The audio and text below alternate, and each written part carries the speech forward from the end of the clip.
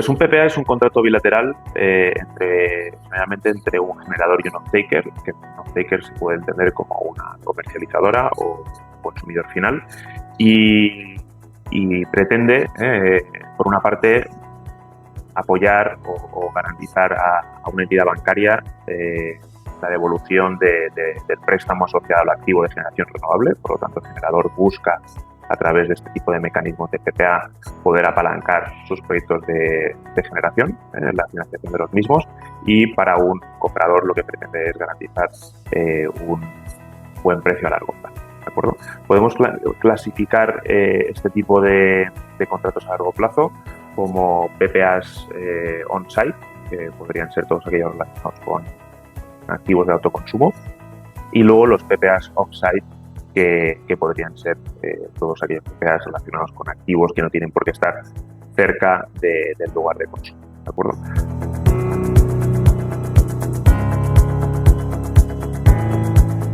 Luego, si nos centramos dentro de los PPAs off-site, por lo tanto fuera del lugar de consumo, podríamos distinguirlos entre PPAs físicos y PPAs financieros. ¿De acuerdo? El PPA físico es un PPA un poquito más o menos, digamos, visto, es un poco más extraño, donde la energía se tiene que nominar ante red eléctrica de manera diaria y esa energía no se tiene en cuenta en la casación del precio del mercado diario. Luego tendríamos los PPAs financieros, que son, podríamos decir, la mayoría de ellos, donde las dos contrapartes acuerdan un precio, una cantidad de energía, un perfil, y se intercambia una liquidación financiera. Por lo tanto, no hay un intercambio de electrones, sino simplemente hay un intercambio de masa monetaria, digamos, de euros.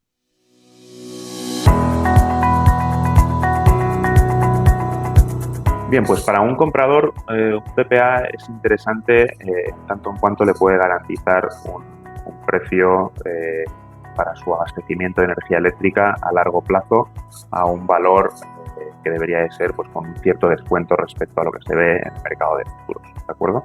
Por lo tanto, es un elemento que toda aquella industria, todo aquel gran consumidor debería de plantearse siempre, y esto es importante, siempre que se estudie y se analice las implicaciones que pueden tener los mismos en su propio negocio, ¿de acuerdo? No va a ser lo mismo una empresa que quiera pues, garantizar un presupuesto, una estabilidad a largo plazo y que su competencia, pues de alguna manera, o que, mejor dicho, su coste energético no implique, digamos, un impacto muy importante. ¿De acuerdo? En este caso, si nosotros nos comprometemos a un PPA a largo plazo con un precio definido y el mercado cae de manera importante, y si mi competencia lo ha hecho mejor que yo y puedo tener un problema en mi negocio, pues podría ser una implicación directa en mi rentabilidad. ¿De acuerdo? Si alguien lo hace mejor que yo en términos de compra de energía, en términos de precio, y yo tengo un acuerdo como un PPA firmado a largo plazo a un precio mayor,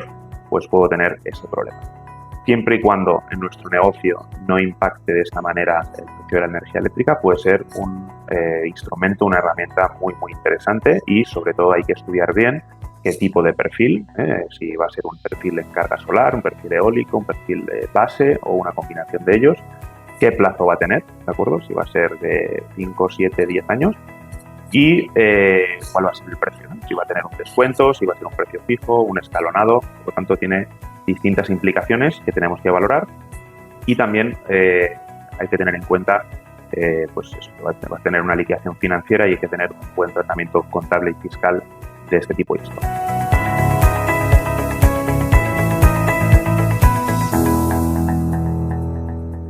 Pues las implicaciones para el vendedor, estamos hablando de un instrumento que tiene, pues como la mayoría en un mercado de este tipo, dos caras, ¿no? Como hemos hablado antes, la implicación en el comprador, y ahora tendríamos la otra contraparte, que sería el principal actor en este mercado de PPAs, el principal interesado, para entendernos, ¿no?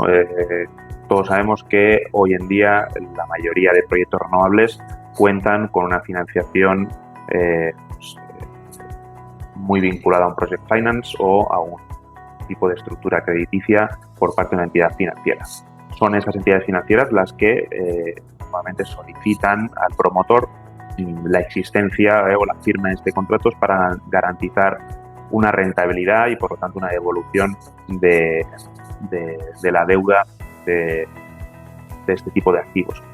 Por lo tanto, para un vendedor es muy importante este tipo de estructuras, ¿de acuerdo? Tiene que estar muy alineada con la entidad financiera, ¿de acuerdo? Con sus requerimientos, y va a tener que intentar lidiar en esta negociación con la transferencia de riesgos entre las diferentes contrapartes, ¿vale? Por lo tanto, vamos a tener que ver si el riesgo de producción nos lo quedamos nosotros o lo conseguimos transferir, el riesgo de precio, etcétera, etcétera, ¿no? Por lo tanto, hay ciertas implicaciones muy importantes que un vendedor también tiene que considerar en esta negociación.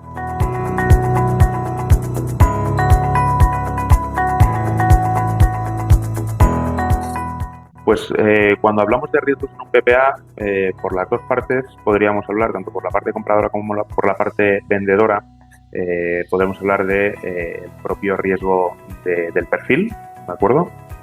Pues ya sabéis que existen diferentes tipos de perfil asociados con la naturaleza de los activos, un perfil solar, un perfil eólico, y este riesgo vamos a tener que ver durante la negociación quién lo acaba, tomando, ¿de acuerdo? ¿Quién es el tomador de este riesgo? En el caso de, por ejemplo, el riesgo de perfil, si es el generador, pues va a tener que cumplir con un perfil estándar, un perfil ya precondicionado en el contrato, si no es capaz de transferir como un pay as produce, como un pass-through de ese riesgo al comprador. Si el comprador es el que encaja, digamos, o toma ese riesgo, va a tener que asumir que, en cierta manera, pues pueden haber problemas en el activo de generación que no lleguen a cumplir ciertos ratios de cobertura por indisponibilidades, ¿vale? Por lo tanto, el riesgo de perfil es uno. Luego tenemos el riesgo de precio, ¿de acuerdo? ¿Cómo definimos el precio de ese PPA? ¿Más alto, más bajo? ¿Qué qué va a suceder con el mercado los próximos años? Por lo tanto, es un riesgo que tenemos que tener en cuenta. Y luego también, podríamos hablar de muchos riesgos, pero también el riesgo de contraparte es importante. Como son contratos a largo plazo, tenemos que entender que en un momento determinado durante la vida de este contrato pueden suceder ciertas cosas que inviten a romper este tipo de contratos. Por lo tanto, la parte legal y el sustento legal de estos contratos es muy importante, y debemos de garantizar que, bueno, de alguna manera, introducimos medidas en los mismos que no inviten a romperlos o modificarlos durante los X años de duración.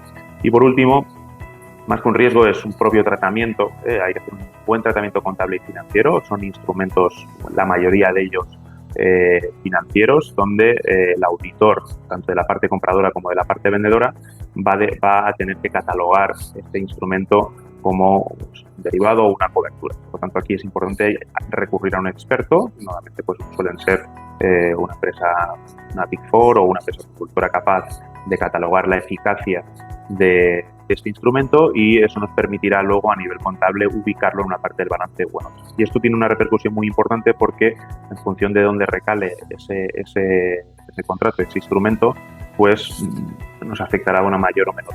Por lo tanto, esa parte contable que muchas veces no se tienen en cuenta es muy importante y se tiene también que hacer en cuenta.